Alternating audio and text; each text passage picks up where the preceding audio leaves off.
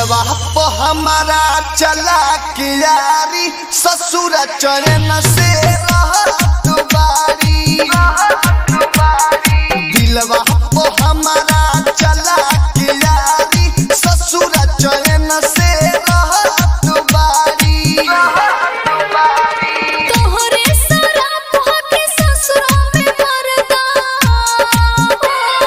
तोहरे शराब होके ससुरों में मरदा, देतावे हमके रोजे हो गारी। दिलवा पे हमारा चला के यारी ससुर चरण से रहत बारी।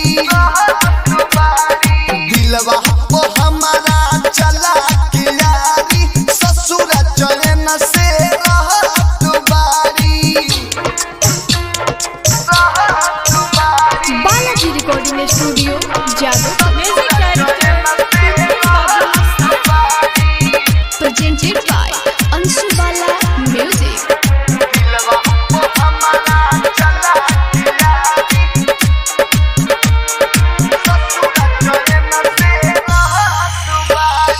कबो पूछेलू न हाल चाल आके,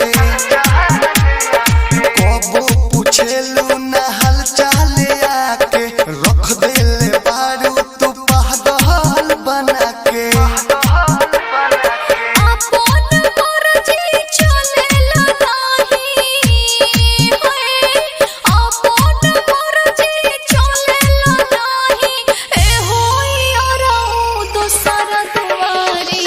दिलवा पे हमारा चला के यारी ससुर चरण से रहत बारी। दिलवा पे हमारा चला के यारी ससुर चरण से रहत बारी।